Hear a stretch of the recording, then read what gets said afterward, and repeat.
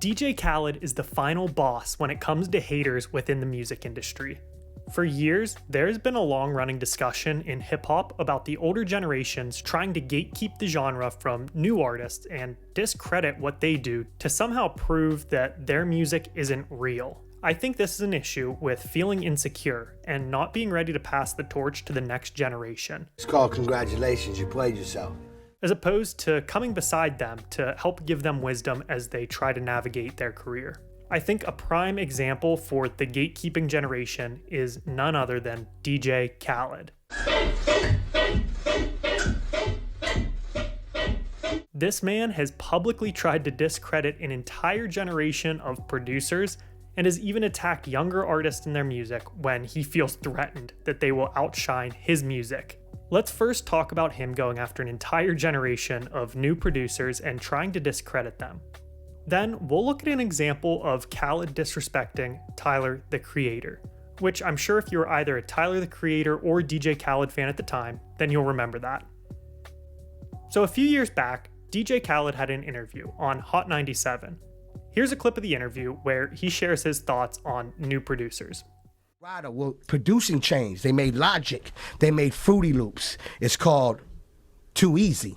It's called you tell the computer what to program. That's why you see everybody as a producer and a DJ now. But it takes a great producer like me to tell them sounds is garbage. They're fake. Don't fall for the trap. If you couldn't tell by the model of iPhone sitting on the table, this was actually back in 2015.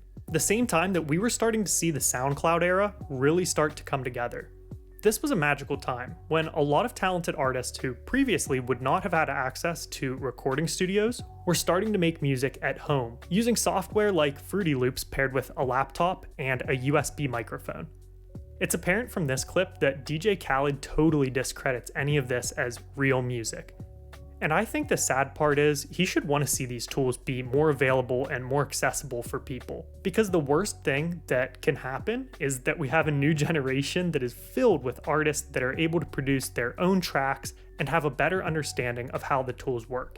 And if these tools are more convenient to use, that's great. Let's make it more efficient to give the artist more time to focus on the music rather than trying to figure out the bells and whistles. So, I don't know who DJ Khaled thinks crowned him as the king that gets to decide what sounds good. I think if more people are able to express themselves through making music, that's awesome. And the competition that it'll create will encourage new creativity and subgenres to emerge. Now let's fast forward to 2019 and watch DJ Khaled have a public meltdown about Tyler, the Creator's album, Igor, charting above his. Khaled's entire brand is built around the slogan, "We the best." And he's even been prideful enough to name his record label after that mantra to make sure that everybody knows his status as #1 hitmaker. Another number one, number one, number one, number one, number one, number one, number one, number one, number one, number one record in the country. On May 17th of 2019, Tyler, the Creator would release Igor. And on that very same day, DJ Khaled would also release his album.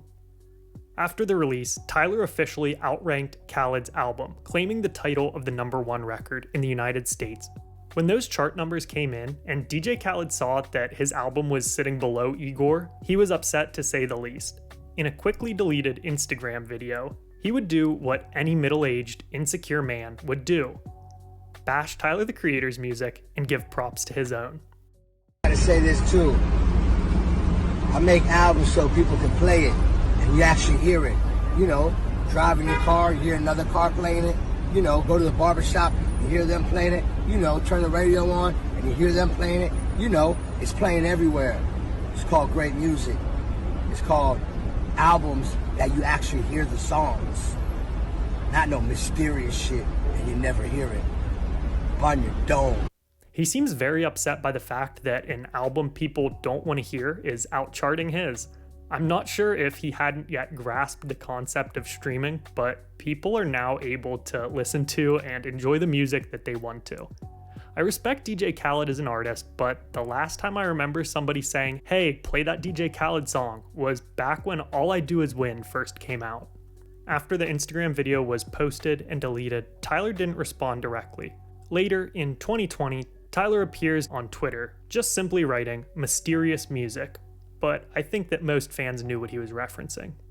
Perhaps something good can come from all of this hating, and future generations will be able to reference it as an example of what not to do when new artists and technology are arising in the ever-changing industry. Granted, Khaled does work with younger artists, because his albums are generally an Avengers assembly of whatever artists are performing well on the radio at that time, as long as they're not competing with him, of course. I think Khaled's in a prime position to flip the script a little and start working with artists outside of his comfort zone. It'd be amazing to see him use his platform and skills to take some risks and work with artists that are less established in the industry. He could really change some of their lives and bring new diversity to the radio that I think most people would really appreciate.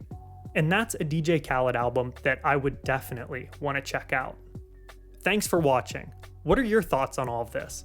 If you enjoyed this video, please like and subscribe. I post hip hop content weekly. Have a great day.